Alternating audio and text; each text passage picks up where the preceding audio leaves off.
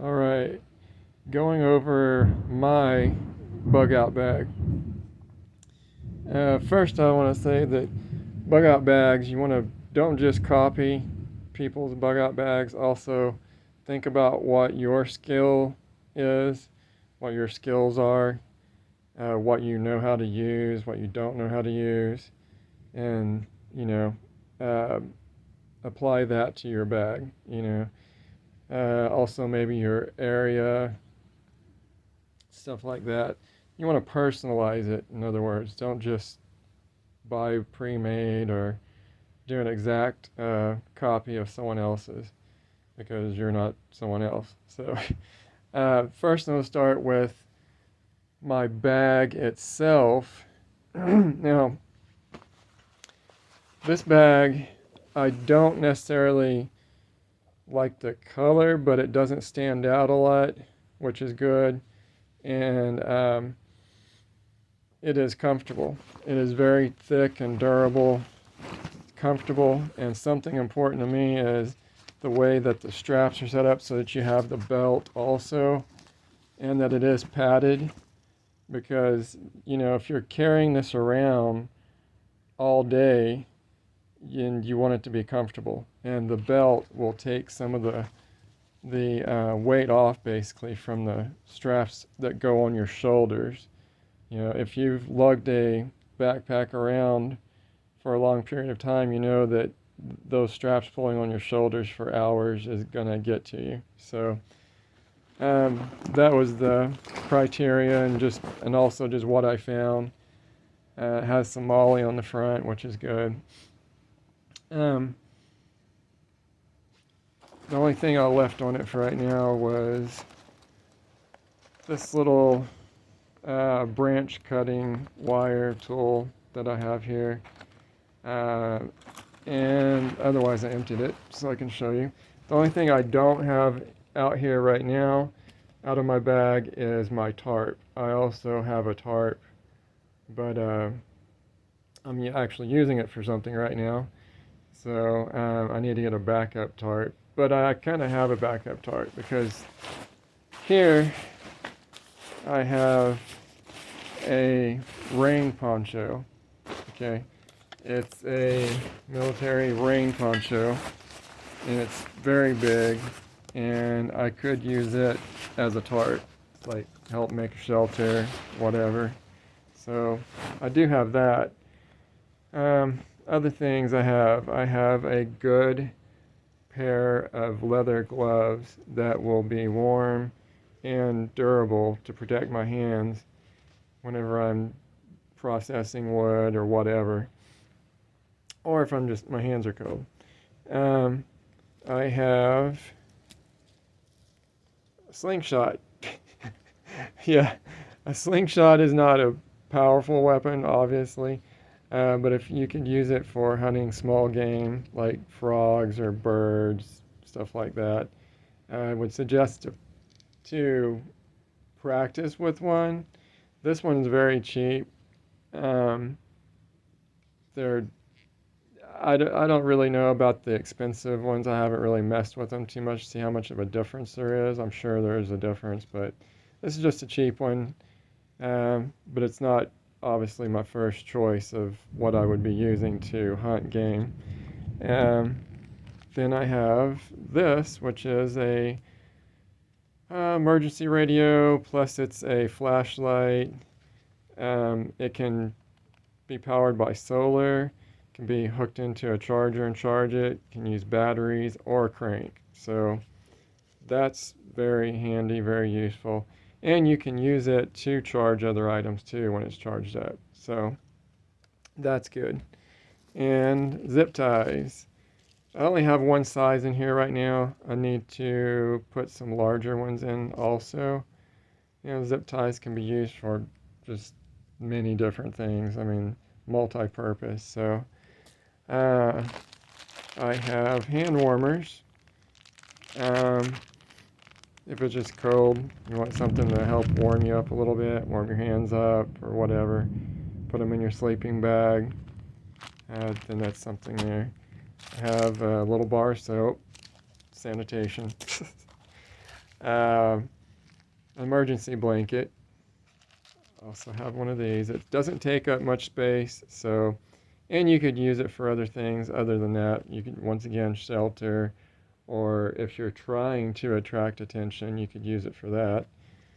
I have some wire for making traps if need be. And of course, a life straw, and I have some more like smaller ones also, but a life straw for sure. This shovel is just a small little multi-purpose shovel, nothing big, but it beats using your knife and destroying your knife. I mean, of course you can use a stick too, but this is going to be more efficient. And you can use it for other purposes, obviously, as you can see. Um, I have headlamps. I have a couple of headlamps because when you're working in the dark, if you need both hands, I mean, you can't necessarily be holding a flashlight, so it's handy for that. And I have my saw. So it's not super large, but once again, it probably take care of most things I would need to do. And I carry more than one knife, but the knife that I keep in my bag is, yeah, this Gerber knife that also has a flint on it. It's actually very durable. It's a very good knife, actually. So, let's see. I keep, of course, plenty of 550 parachute cord. Something that, as you can see, I've used a lot. Something to cook in or warm water in, whatever. Don't really need a lot for that, but, and I also have this container that can be hung, and it is not something important about containers. If you use it to heat something up with on a fire, you do not want to get it insulated. This is just a single wall. If you use insulated and put it over a fire, it's going to explode. So just, you want to get a single wall, no insulation. So this can be used on a fire. So there's that.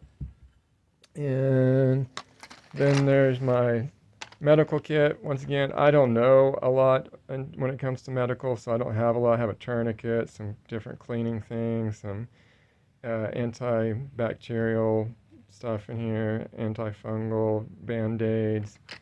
Not a lot. But I also have some latex gloves. And my compass. I do have a good compass. It's pretty good quality, closes up, protected, you know. Keep that in the bag. And let me see, my light is not super fancy. I mean, it's good. It's a very good light. It's bright. But, and it has a rechargeable battery. So I want to upgrade this also. There are things I'm going to upgrade just here and there. I have upgraded from what I was at before years ago, and I will continue to upgrade, but something's better than nothing. So this is a good light, and it's dependable, and it's very sturdy. And then I have a small little backup light, a little cheapie. And like I said, I have my headlamps also. And of course, I keep at least one multi-tool. I have a smaller one too, but I usually keep one on me, and then I have a backup. So, especially since all multi-tools are not exactly the same as far as what they have to them, what their uses are. Some have more uses than others. And I have a mask that can be used for, you know, if I'm cold or want to use it to filter something. Many different uses for a mask like this. And I have some electrolyte drinks. You know, you do not want to be dehydrated because water itself, by itself, does not keep you sufficiently hydrated.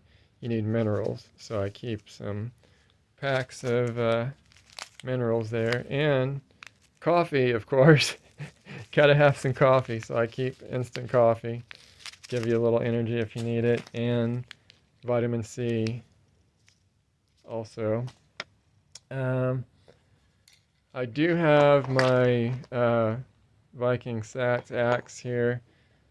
It's good for, I have made a video on this, reviewing it. It is good for small to medium branches, but if you're going to use it on something large, it is definitely going to take you some time, and it is sharp. The problem is the weight. I plan on keeping this, but I plan on upgrading to getting something. I still don't want anything really large. I want it to be something I can carry easy enough, but something heavy, because the weight will do a lot of the work for you. This is just a little on the light side, but it is very good quality. So, and then I have this small axe hammer multi-tool that I got at a flea market. The guy was very nice. He gave it to me. It was free from another prepper, survivalist guy that I met there. Nice guy, and is handy, and it's so small. It doesn't weigh very much, so it's not like it's too much to add on there. And another backup. And then, as far as fire starting abilities, all right. I have, see if I can do this with one hand. I have a magnifying glass in here. Oh, there's a magnifying glass in here. You can fold out. I have a bag with a ferro rod and some cotton in there. So that works good. And something I've also made a video on is dryer lint. Dryer lint will go up super easy. It goes up very easy to light. And even in bad conditions, if you have some of this dry, I mean, it's going to go up really easy. And a pair of glasses, right? And like I said, the magnifying glass could, of course, be used for many things, trying to get splinters out or whatever, if you need more stronger vision. Same with the glasses. But as you know, you can use the sun to create a beam to start fire also, if you have sufficient sunlight too. And then I have some matches in here that are strike anywhere matches. So there's 50 of those in this watertight container here. Keep those dry. And an extra small ferro rod here. And I plan on getting some more backup just to keep them everywhere. But and of course, an actual lighter. So there's plenty for that. Now, that's about it. Like I said, other than my tarp, which I am using currently, I do keep a small tarp. I think it's like a 5x5 or something like that, 5x6, whatever. Something close to that. And of course, as I said, I plan on upgrading just here and there. Whenever I run into something that I think is a good deal that's better than what I have, or if I learn a new skill and I add something. I don't want to carry too much because, once again, as I said, you start throwing the weight on, just try it. Just throw a backpack on, throw like 50 pounds in it, and go for a long walk, and you'll see. So you definitely don't want to, you want to have your bases covered, but try not to get overboard with it. So that's it. That's all I have right now with my bug out bag. I also make smaller ones for that I leave in my vehicles. I'll do another video on that one day. But anyway, like and subscribe, comment below, and see you on the next one.